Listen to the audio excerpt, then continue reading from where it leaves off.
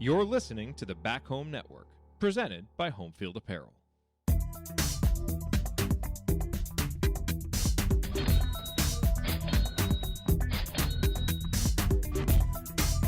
All right, folks, welcome back to Crimson Cast. It's Crimson Cash time to win a little money. I got James on the line. We'll get to him in a second. First off, we want to say our praises to the entire home network. We're back, man. We got men's basketball, we got women's basketball, we got tons of pods coming on. It's definitely time that everyone is activated, and wouldn't be here without Homefield Apparel, proud sponsor of the entire home network. They got bomber jackets, they got pennants out, a Pitt and a Syracuse pennant. The snapback hats that are retro inspired, a really cool IU one with like the old IU drop shadow logo. So much stuff to check it out.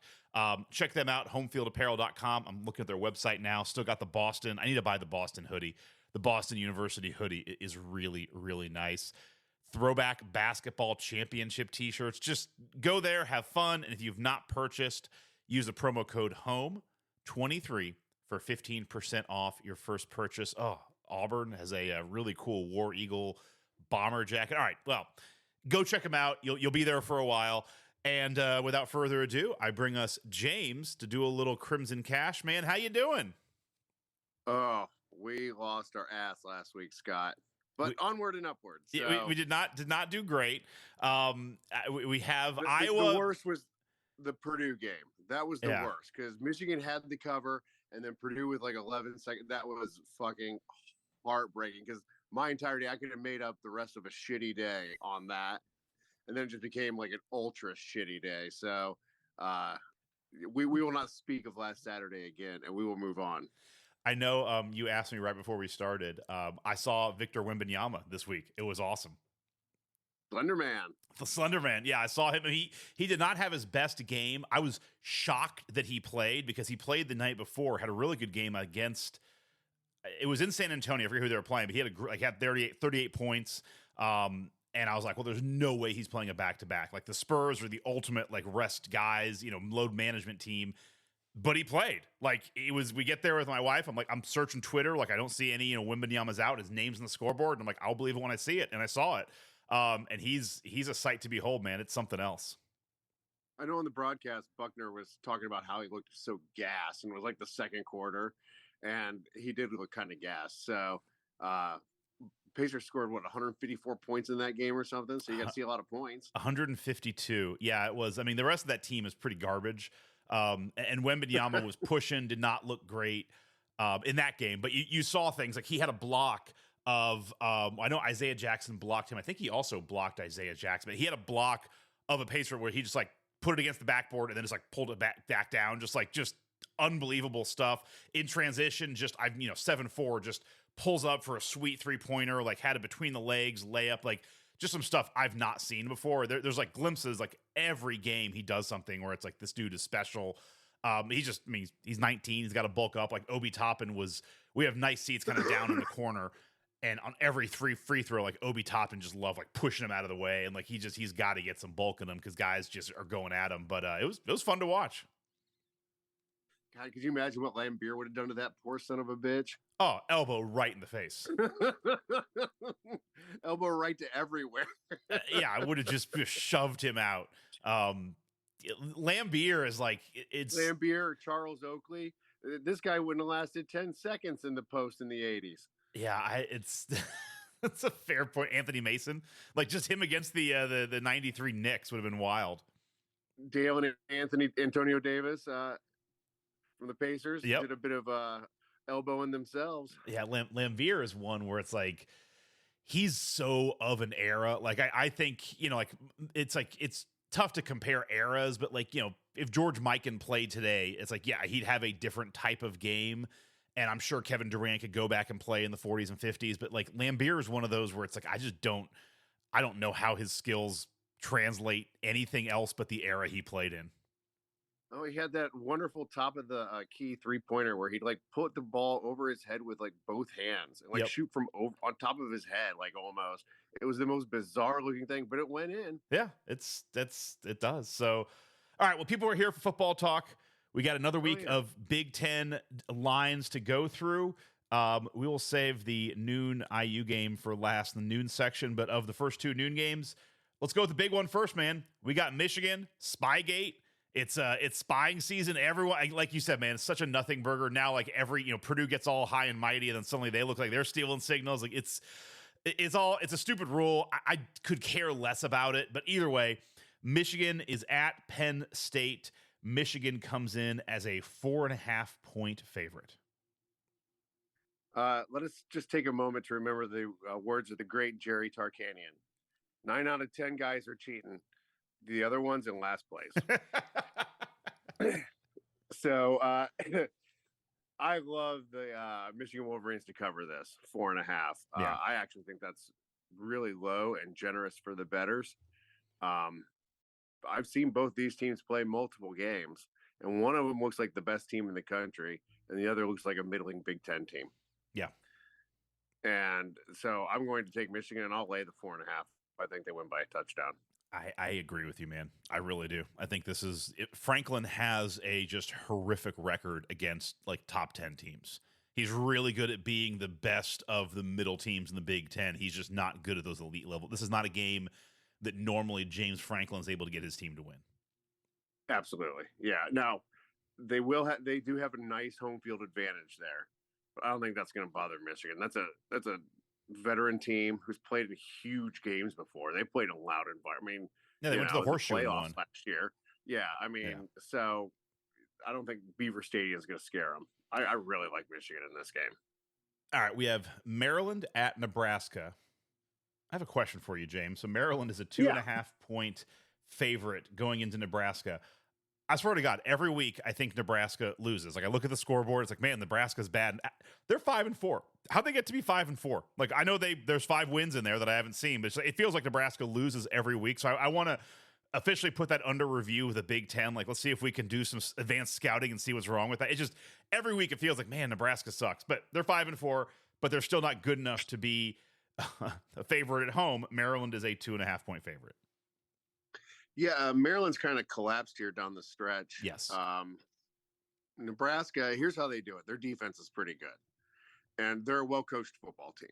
Their offense is not very good, but the defense has been good enough to keep them in, and the offense is just good enough to just put up enough points. I don't think that's going to be enough against Maryland. I'm going to stay away from this, but if I were to bet it, I would like Maryland -2. All right, last week, Indiana crushed you. They not only covered, they won the game. You could have gone Indiana money line.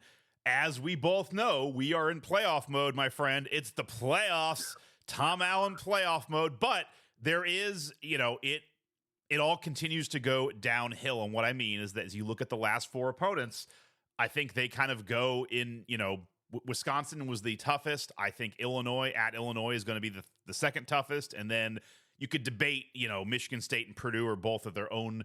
They're both dumpster firing themselves to see who could be the biggest dumpster fire. But it's downhill. I mean, we joke, they get through this, and there's a real path to Detroit and whatever the Detroit Quicken City Loans Bowl or whatever it is. But you got to get through this one first. Indiana comes in as a 6.5-point underdog going into Champaign. I would just like to say I would love a bowl game in Detroit. I would actually attend that one because it's not a too far drive for me. Stay at the casino, do some gambling. That'd be a good little bowl game right there. So don't knock a Detroit bowl game. I would go too. It's the day after Christmas. Like it's a.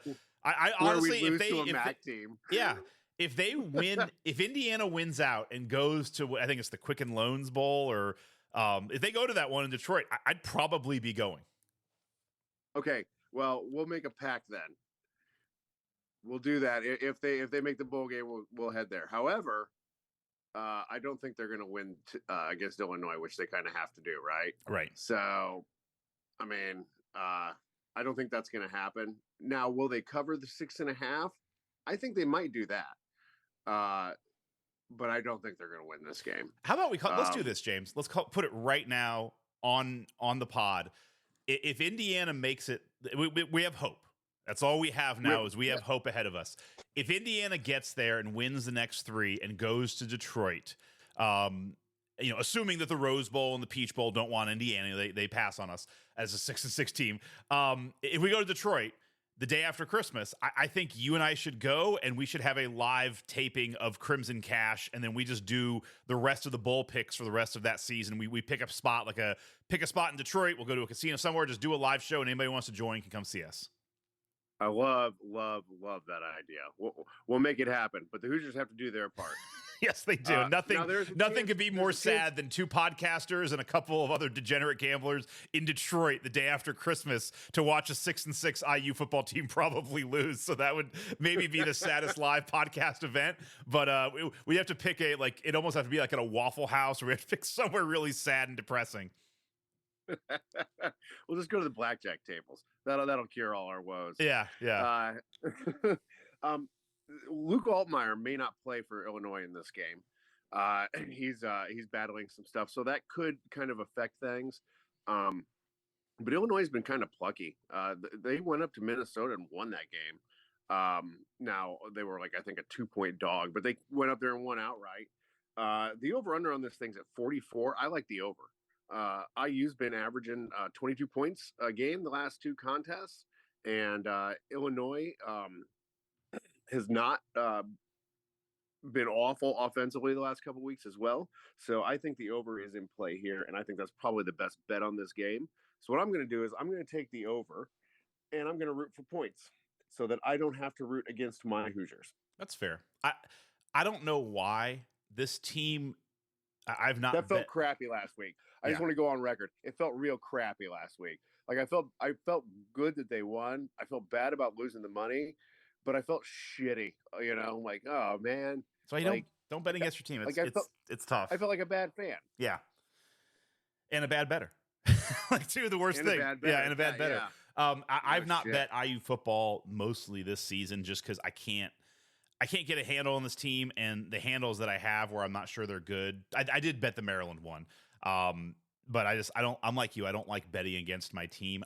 I would say that the vibes this team gives me, I don't know which way it's going to go, but I would say you either bet Indiana money line or you bet Illinois to cover. It just, for some reason, it doesn't feel like if we're going to lose, it feels like we lose by 14. It's not going to be a field goal game. It just doesn't feel like, I don't feel like we lose those games this year. We either lose and we lose by a lot, or we're going to win. It just, that's my feel. It's like if we're close, it just doesn't feel like we're going to, I don't know. It feels like if we're going to lose, we're just going to fall apart. So I just, that would be my take, is depending on how you feel on IU, I would just go straight money line or go with Illinois in the points or to cover, or take the over, or take the over. That's fair.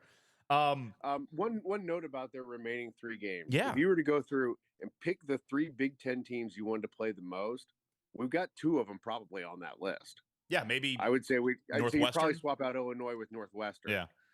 But I would think Michigan State and Purdue would be on that list.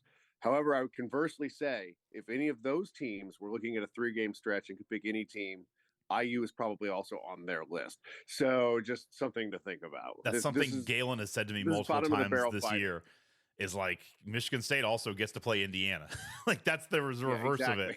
And I would also say this is just, every year is different. Every team is different, but there are kind of, threads that go through. Just you and I have both been IU fans for quite a while. We both went to IU games. We both went to IU. When's the last time you remember we had a 4-game stretch where it's like, oh, well, 2 of those are gimmies, and then we do what we're supposed to do? Like we actually run the table and win all of the 5, win out to do that. It just hasn't happened very much at all in IU. Like I was talking to Galen last night, and I think it was the Wilson year we went to the Pinstripe Bowl in like 2016 or 2015. Like we won out the last couple games of that season. But there's been very few times where it's like, oh, like, now it gets easy and all we got to do is win the games we're supposed to. Like we don't historically do that. Yeah. And we're not supposed to win these games either. I mean, we're almost a touchdown dog. So, I mean, that's a great point. It's not like this is a gimme. It's like, just got to get through Champaign and it's super easy. It's like we are a 6.5-point underdog in the game. All right, man. I'm almost ready to take the handcuffs off, because last week, if you would have bet the under on the Iowa game, you would have won. And Vegas saw, and they went lower again. You have Rutgers at Iowa. Iowa somehow has the lowest over-unders in the world. They're ranked 22nd in the country. They're 7-2. They're also a 1-point favorite at home to Rutgers, but they're ranked 22nd. But the over-under for this game is 28.5. Like, I want to know your pick for this game, but I also want to know, like, is Iowa trying to see if they can get Vegas? Like, can you get a game under 20? Like, can we do an over-under at 19.5 for a like Division I college football game? This is now the new lowest total in the history of college Until football. next week. I know we said that. Who do they play next week? I know we said that last week about Iowa. Yeah. I know we said that the week before about Iowa. So 3 weeks in a row, they've set the lowest line in the history of college football. You know what they did the previous 2 times? They have Illinois at home next week. They could do it again. Sorry, go ahead. They've gone under every single one of those times. Yeah. Against Northwestern last week, they scored less points than the Cubs and Reds did in a game earlier this year. Okay, so I'm begging you, Scott. Please let me take the under here. Take it. You know what? It's too much fun. Do it. Let's go under here. I'm even gonna bet it. It's too much fun. All right, so under 28.5. I'm gonna bet that too. We'll both be miserable next week when Iowa goes wild. By the way, looking at the rest of their games, so next week they have Illinois, and then they have week 13 they have Nebraska. And then that's it. I mean, those are not powerhouse offenses either. Like, this could continue if they play another 10-7 game, this could continue to go down. Oh, yeah. Which is just bananas, like 28.5. For a team that's ranked. They're ranked. It's what they do, though. I mean, that's what they want to do. It really is. All right. Northwestern at the reeling Wisconsin Badgers. Wisconsin is a 10-point favorite at home. Boy, they looked bad, didn't they? They did not look good. They were missing Braylon Allen. I think Braylon Allen would have made a huge difference. But what I didn't understand is why the hell did they get so pass happy? I know the guy. They can't pass. I think they could have ran all over us. So I mean, if they're going to continue to do that, I don't have a lot of faith in them to cover a double-digit spread. Yeah. I mean, Northwestern's not great by any stretch of the imagination, but they've won a couple conference games already. You know, so. I'll take the Wildcats plus 10. Okay. Next up, we have Minnesota going to Purdue. Purdue, there you go, boys. Purdue's a favorite at 2-7. They're a 1-point favorite at home. Good job, Boilers. It had to have been that touchdown with 11 seconds left that pushed them from being underdogs at home to favorites. Yeah. The sons of bitches. Give me the Gophers to win outright here. Okay, I like it. Finally, what would you say the line was? 1. I got 1.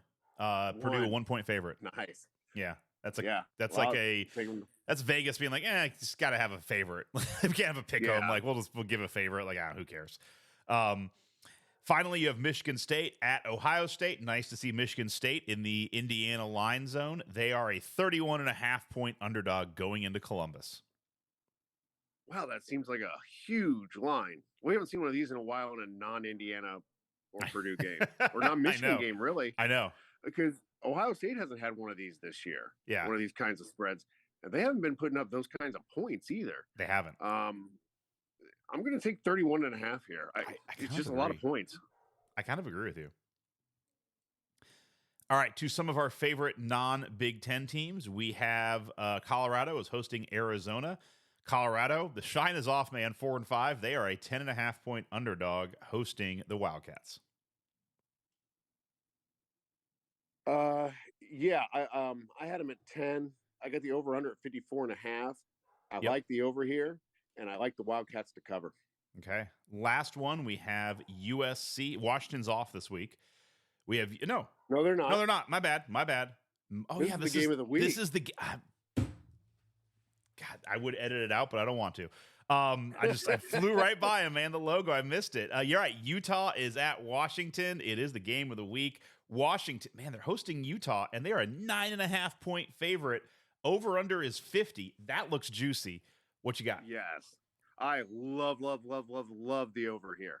Like, I can't tell you how much I love the over here at 50. I think that's a real juicy number.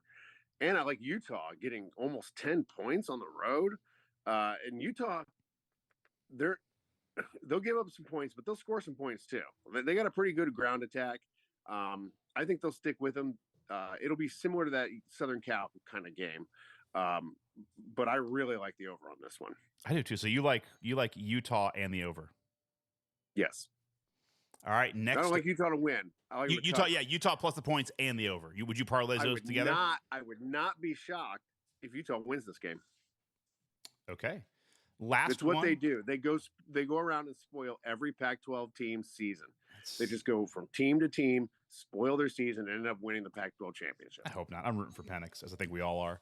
We have USC going to Oregon. USC is a 15-point underdog going to Oregon. What you got? There's gonna be a lot of points scored in this game. The over/under is at 75. That's like 3 Iowa games. So, but I think the over probably hits. 15. I mean, who knows? I think Oregon probably does cover that though, because USC has proven they cannot stop anybody at any time doing anything. Caleb Williams can score though, so but 75. I think they'll be stopped enough times that Oregon takes this thing. 75 is a wild over under. Yeah, I think that one's there just to tempt you into taking it. Because it'll probably be a 42-35 type game, and then you hit. So that's what you're banking on. So on this one, if you're betting the total, look at like the team total touchdowns numbers and just kind of see where those shake out at before you bet on this total. The spread, like I said, I think Oregon probably covers that, but I would bet it down. All right, what's your parlay of the week? Okay, so we're going to tease the Washington-Utah total, and we're going to take that down to 44. I think that's probably a no-brainer right there.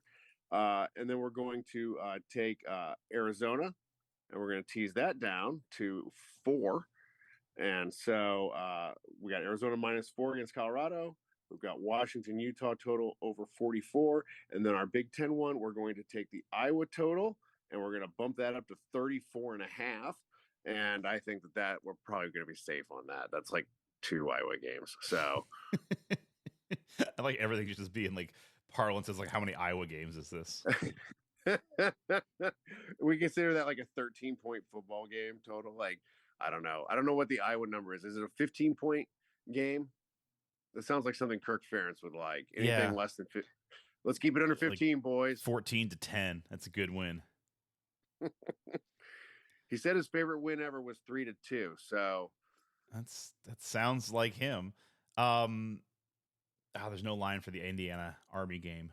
I was looking for that one.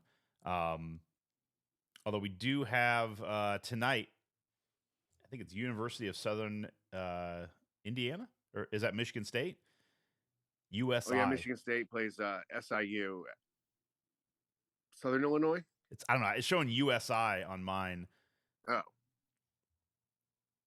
Well, Southern Indiana. Yeah. Southern Indiana against Michigan State. I'm just curious. I'm throwing this at the wall here. Michigan State, who lost their first game.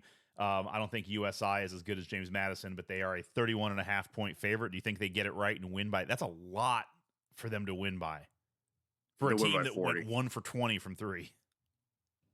Yeah, I don't think they're going to need to shoot any threes. I think they'll probably just be able to do whatever they want against this kind of team.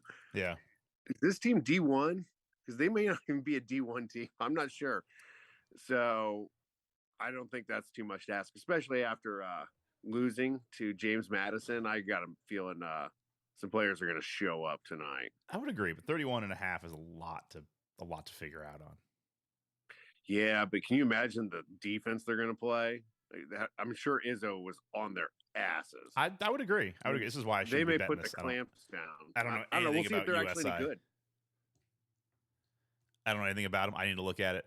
All right, I want to end with this. For anybody we don't even know the college. I just know that's a lot of points to cover, man. I mean, it's for a team that just lost at home. That's a lot of points to cover.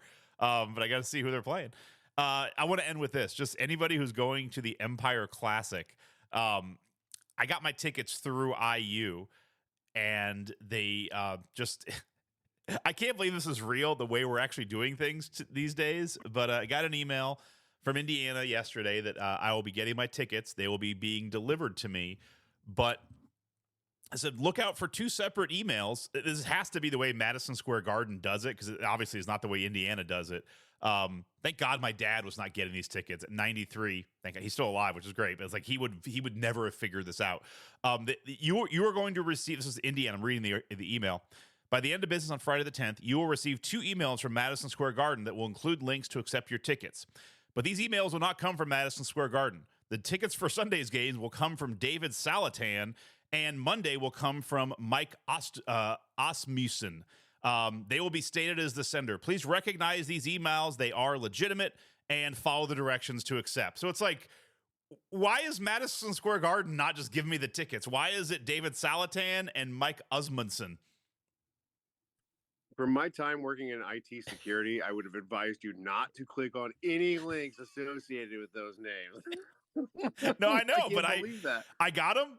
Those are the people that delivered them to me. It's like, I was talking to somebody last night. It's like, I think the mob just bought a bunch of tickets, and like IU's like, hey, we got some donors. Like, you got any wise guys who got tickets to get rid of? It could be like, like the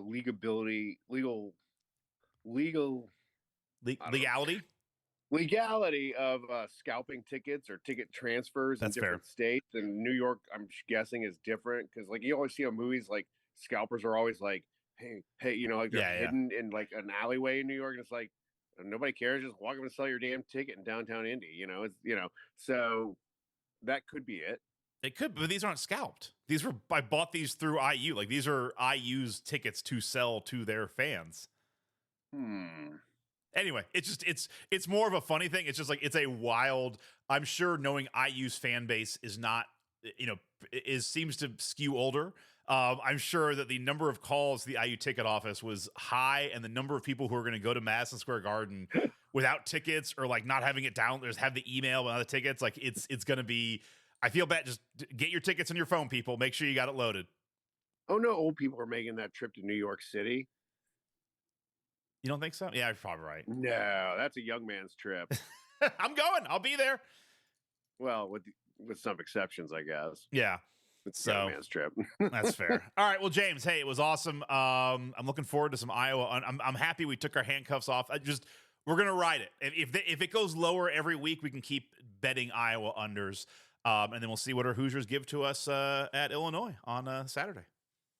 Yeah, go Hoosiers. I'm drinking the Kool-Aid. So, I'm going to try and be less pessimistic. That's what I decided. This team didn't give up. I thought they were going to give up. Yeah.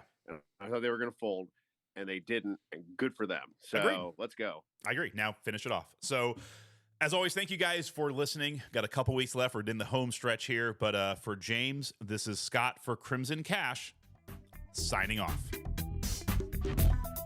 Post time.